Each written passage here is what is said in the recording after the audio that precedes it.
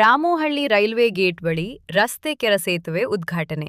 ಕೇಂದ್ರ ಸಚಿವ ವಿ. ಸೋಮಣ್ಣ ಚಾಲನೆ.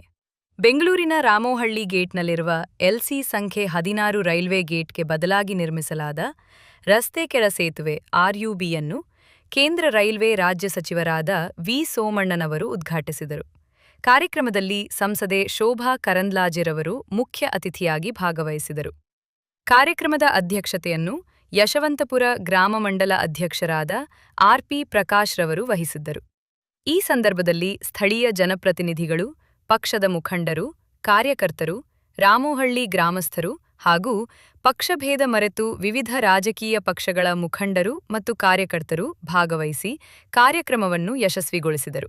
ಇನ್ನು 2.5 ವರ್ಷದಲ್ಲಿ 100 ಕಿಲೋಮೀಟರ್ ದೂರದಲ್ಲಿ 50 ವರ್ಷ, 55 ವರ್ಷ, 40 ವರ್ಷ, 30 ವರ್ಷ, 28 ವರ್ಷ ಏನೇನು ಎಲ್ಲೆಲ್ಲಿ ಕಡೆ ಸ್ಟಕ್ಕಾಗಿ ನಿಂತಿತ್ತೋ ಎಲ್ಲಕ್ಕೂ ಕೂಡ ಚಾಲನೆಯನ್ನು ಕೊಟ್ಟು ಇವತ್ತು ರಾಮೋಹಳ್ಳಿ ದೊಡ್ಡಾಲ್ಮರದ ಈ ಒಂದು ವಿನೂತನವಾದ ಸಾಂದರ್ಭಿಕವಾಗಿ ಶಾಶ್ವತವಾದ ಯೋಜನೆಯನ್ನು ಇವತ್ತು ನಾವು ಸಮರ್ಪಣೆಯನ್ನು ಮಾಡ್ತಾ ಇದ್ದೀವಿ. ಬಂಧುಗಳೇ, ರೈಲ್ವೆ ಇಲಾಖೆ ಅಭಿವೃದ್ಧಿಯ ಸಂಕೇತ ಅಂತ ನಾನು ಯಾಕೆ ಹೇಳಿದೆ ಅಂತಂದರೆ, ಭಾರತ ಸರ್ಕಾರ ರಾಷ್ಟ್ರದ ಪ್ರಧಾನಮಂತ್ರಿಗಳು ರಾಷ್ಟ್ರದ ಪ್ರಧಾನಿಗಳಾಗಿ ಯಾವ್ಯಾವುದಕ್ಕೆ ಆದ್ಯತೆ ವಲಯಗಳನ್ನು ಮಾಡಿ ಆದ್ಯತಾ ವಲಯದಲ್ಲಿ ರೈಲ್ವೆ ಮತ್ತು ಹೈವೇಗೆ ಕೊಟ್ಟಿರ್ತಕ್ಕಂಥ ಕೊಡುಗೆ ಅಪಾರವಾಗಿದೆ.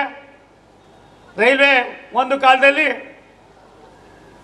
5,000, 10 ಲಕ್ಷ, 20 ಲಕ್ಷಕ್ಕೂ ಕೂಡ ಒದ್ದಾಡ್ತಕ್ಕಂಥ ಸಂದರ್ಭ ಇತ್ತು. ಅದನ್ನು ತಮ್ಮದೇ ಸ್ವಂತ ಏನು ಬಡ್ಜೆಟ್ ಇತ್ತು ಅದನ್ನು ಬೇರ್ಪಡಿಸಿ ಏನು ನಮ್ಮ ರಾಷ್ಟ್ರದ ಬಡ್ಜೆಟ್ನಲ್ಲೇ ಸೇರ್ಪಡೆ ಮಾಡಿಸಿ ಸುಮಾರು 2,93,000 ಕೋಟಿ ರೂಪಾಯಿ ಕೊಡೋದ್ರ ಮುಖೇನ ಭಾರತ ಸರ್ಕಾರ ಕರ್ನಾಟಕಕ್ಕೆ ತನ್ನದೇ ಆದಂಥ ಬಳುವಳಿಯನ್ನು ನೀಡುವ ಮುಖೇನ ಒಂದು ಹೊಸ ಚೈತನ್ಯವನ್ನು ಕೊಟ್ಟಿದೆ. ಬಂಧುಗಳೇ, ನಮ್ಮ ರಾಜ್ಯದಲ್ಲಿರುವಂಥ ಎಲ್ಲ ಆರ್ಒಬಿ ಮತ್ತು ಆರ್ಯುಬಿಗಳನ್ನು ಅದನ್ನು ಲೆವೆಲ್ ಕ್ರಾಸಿಂಗ್ ಅನ್ನು ಆರ್ಯುಬಿ ಮಾಡುವಂಥ ಒಂದು ದೊಡ್ಡ ಕೆಲಸದಲ್ಲಿ ಅಶ್ವಿನಿ ವೈಷ್ಣವ್ ಮತ್ತು ಸೋಮಣ್ಣವರ ನೇತೃತ್ವದಲ್ಲಿ ಇವತ್ತು ಕರ್ನಾಟಕ ರಾಜ್ಯದಲ್ಲಿ ಮಾಡಲಾಗ್ತಾ ಇದೆ. ಇದರ ಒಂದು ದೊಡ್ಡ ಕೆಲಸ ಮೊದಲು ನಾವು ಓಪನಿಂಗ್ ಮಾಡಿದ್ದು ಚಲ್ಲೆಘಟ್ಟ ಯಾಕೆ ಓಪನ್ ಮಾಡಿದ್ವಿ? ಚಲ್ಲಘಟ್ಟವನ್ನು ಓಪನ್ ಮಾಡಿರುವಂಥದ್ದು ನಮ್ಮ ರಾಮೋಹಳ್ಳಿ ಗೇಟನ್ನು ನಾವು ಕೆಲಸ ಶುರು ಮಾಡಬೇಕು.